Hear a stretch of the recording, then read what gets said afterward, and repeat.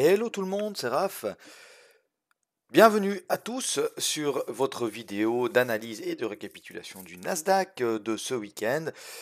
Donc, le Nasdaq, voilà, il a entamé une correction également, hein. Alors, il était plus haussier, il tenait beaucoup mieux que les autres indices. Là, cette semaine, il a quand même, voilà, il a bien corrigé, notamment hier, hein. Il a bien corrigé. Donc on est arrivé sur des zones intéressantes. On voit que notre zone 1, elle a super bien réagi. On va regarder tout ça en détail. Mais juste avant, n'hésitez pas à vous abonner à ma chaîne, activer la petite cloche des notifications. Je sors pas mal de vidéos ces temps-ci. Et puis un petit pouce bleu, ça fait toujours plaisir. Je vous remercie d'avance. Voilà, alors le Nasdaq, regardez, hein, on a ouvert hop, sur cette bougie-là. Tac, d'accord, on était sur la zone 2. La zone 2, elle réagit directement, d'accord. Donc on avait ici, alors c'est pendant la nuit, hein, c'est pas forcément évident, mais voilà, la zone 2 réagit. On vient sur la zone 1, d'accord. La zone 1, elle joue son rôle de résistance extrêmement bien, hein, d'accord. On se rappelle, hein, c'était une zone qui avait déjà résisté à plusieurs reprises. Et puis là, à nouveau, on n'arrive pas à passer cette zone-là. D'accord. On a le nouveau pivot mensuel, d'accord, qui apparaît. Vous vous rappelez, le mois dernier, pardon, on n'est pas venu chercher le pivot mensuel. Ce mois-ci, sur le Nasdaq, bah voilà, c'est déjà fait. Donc il ne reste plus que le Dow Jones, hein, je vous rappelle. Euh, pardon, dans un premier temps, donc on vient chercher ici cette zone 1, elle réagit très très bien à la baisse. On voit que en arrivant sur la zone 2, hein, on réagit, hein, sur cette zone 2, donc c'était pas une zone qu'on avait mis pour rien du tout, hein. C'était une zone d'où partait ici le mouvement qui avait permis de casser ses précédents hauts. Elle avait réagi une première fois, la seconde fois, voilà, elle est enfoncée, hein. On passe sous la moyenne de 100, d'accord, et on enfonce cette zone 2. Puis on se rend directement sur la zone 3, et la zone 3, voilà, on a une amorce de petite réaction de fin de séance d'hier soir. On va bouger un peu nos zones, d'accord, parce qu'on est quand même sur notre zone 3, d'accord, et on pourrait évidemment continuer cette baisse. Vous voyez que là, on a entamé, là, le flux, il est clairement baissier, hein, d'accord, en 4 heures en tout cas. On a des plus hauts, plus bas, des plus bas, plus bas. Je me répète à chaque fois avec ça, mais c'est là vraiment le meilleur moyen sur n'importe quel UT, la loi de Dow, hein, c'est vraiment la base du trading. Euh, et puis ça peut vous permettre également d'effacer un peu quelques biais psychologiques, parce qu'on a tendance à vouloir toujours acheter, hein. Après, il y en a qui ont tendance à toujours vouloir vendre, hein, mais les indices, si on regarde, si on dézoome, si on regarde en annuel, en mensuel, même en hebdo, on est toujours très très très très très haussier. Donc on a plus de chances de faire des gains à l'achat, certes, mais si on insiste alors qu'on a une petite correction, parce qu'une petite correction en mensuel ou une petite correction en hebdo qui peut durer 3, 4, 5, 6 semaines, si on insiste à vouloir toujours acheter les points bas, eh ben ça peut nous flinguer un compte, hein. Alors que finalement, bah oui, on avait raison finalement. Mais voilà, donc c'est toujours important de regarder la loi de Dow évidemment dans le time frame sur lequel on trade. Donc là, en l'occurrence, pour notre analyse en 4 heures, on est baissier. Voilà, on va réajuster nos zones tout à l'heure. Allons voir en mensuel, donc la bougie du mois de novembre, eh bien, on va enlever les points pivots. Elle est là. Vous voyez, comparé aux autres indices, bah, la bougie, elle est beaucoup plus jolie sur le Nasdaq, hein. Alors, certes, on a un rejet ici, donc on a un pin bar, hein. On a un pin bar. On rejette, il y avait quoi, les 16 500 futurs, voilà. Donc, on rejette les 16 500 futurs. Pour le moment, bon, bah, elle ne veut pas dire grand-chose. Elle a 3 jours cette bougie, hein. Donc, on verra évidemment. Mais voilà, on avait une belle hausse ici, d'accord. On avait une onglo haussière. On a un petit retracement, pas de quoi paniquer, hein. En hebdo, alors, hop, en hebdo, on a une deuxième semaine de suite de baisse. On est sur les précédents hauts, d'accord. On a ici une petite zone sympathique quand même, hein, d'accord. Elle faisait résistance, on l'a cassée, on vient se réappuyer dessus. Voilà. Que dire de plus? On a tenté déjà un rebond ici. À voir ce qu'il nous dit cette semaine, hein. On sera très sensible sur tous les indices ces temps-ci aux news par rapport à Omicron et par rapport à ces à ces vaccins qu'on va éventuellement devoir ressortir pour combattre ce nouveau variant. Alors, des jours, on a des news qui disent non, non, mais Omicron, c'est pas grave, ça a fait presque pas de symptômes. C'est pas, voilà, c'est un tout léger Covid.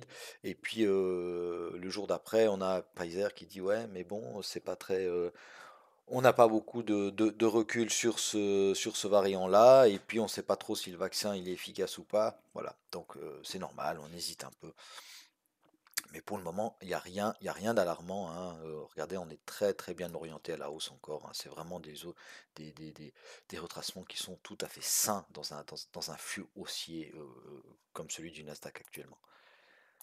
En journalier, voilà, donc en journalier, hein, ça hésite un peu, hein, d'accord? On avait lundi, on était reparti à la hausse. Mardi, mercredi, ça baisse. Jeudi, on hésite. Vendredi, ça baisse, mais on rebondit en fin de séance. On rebondit où? On rebondit sur les précédents hauts ici et sur notre zone 3, hein, d'accord? Cette zone-là, ok? La zone qu'on a tracée en hebdo.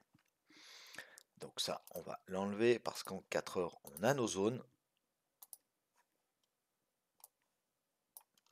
Ah oui, une petite chose que j'ai oublié de faire sur les autres indices, j'ai oublié de corriger ici, d'accord? Donc on cote sur CFD à 15 690, hein, 690, donc il y a une différence de 4 points, vous voyez qu'on est à 15 686 ici sur Futur. Je vous laisserai faire hein, ce petit travail, c'est pas bien compliqué, hein. Vous allez juste voir, vous regardez sur mon écran, sur ma capture, si vous regardez ça sur une capture, à combien on cote, hein, c'est toujours le chiffre qui est ici en jaune, d'accord, dans un rectangle jaune, et puis vous faites la différence avec votre CFD. Voilà, alors pour nos zones, on va les déplacer un tout petit peu.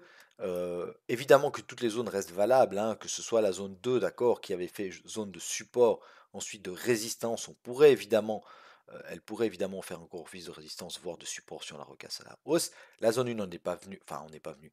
En fin de semaine, on s'en est éloigné, mais si on revient sur cette zone 1, ça peut être intéressant. Je vais déplacer un peu les zones quand même, d'accord. Pourquoi? Parce que on va laisser un peu de place au cours. Donc la zone 3, je la mets simplement un petit peu en dessous. D'accord. Je m'attends plus facilement quand même à un rebond euh, du Nasdaq, à une continuation de la baisse. Mais voilà, hein, il ne faut pas anticiper. On va remettre les points pivots. Voilà.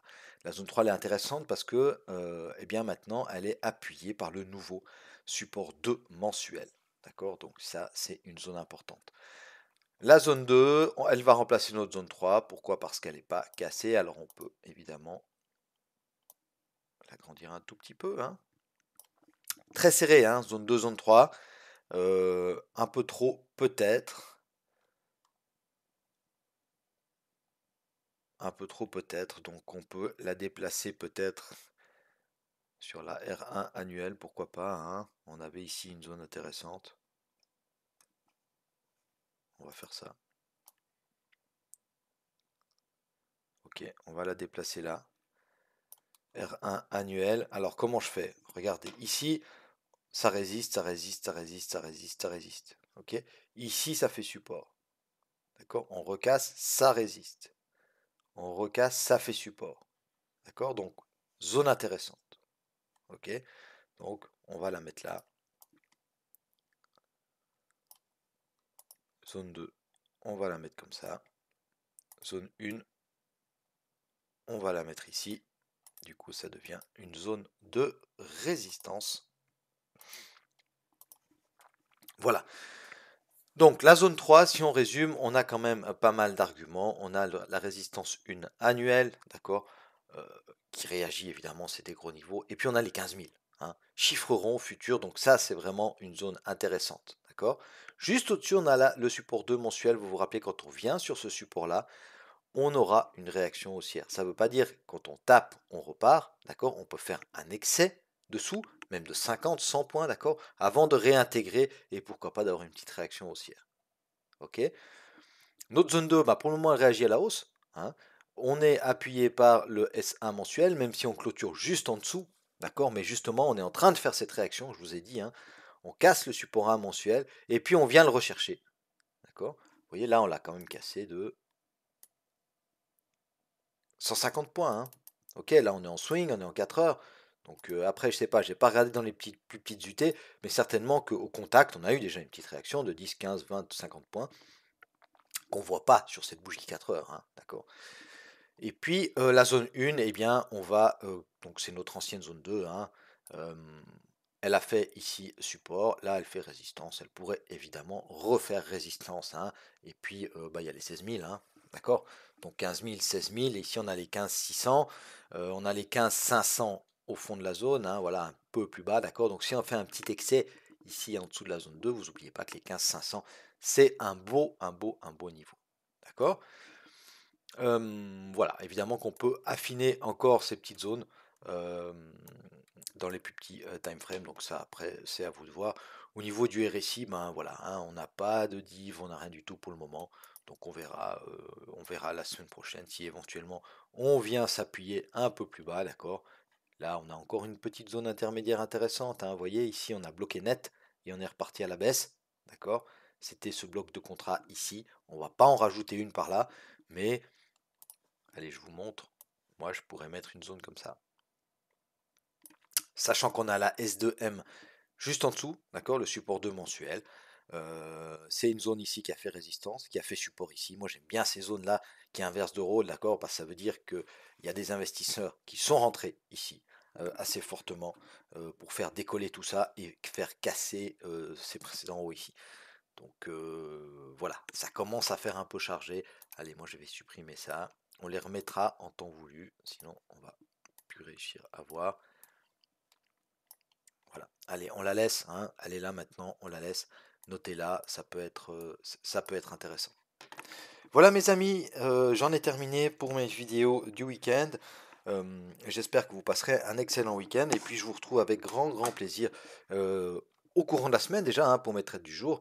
Et puis il y aura des vidéos sur PRT qui vont encore sortir cette semaine. N'hésitez pas à aller regarder sur ma chaîne dans les playlists, il y a tout ce qu'il faut. Il y a les vidéos sur PRT, il y a les traites du jour, hein, on peut les regarder et les re-regarder. euh, Pas de souci. Et puis mettez-moi un petit pouce, hein, ça fait toujours plaisir et ça encourage grandement. Je vous remercie, je vous souhaite un bon week-end. Salut, merci, bye bye.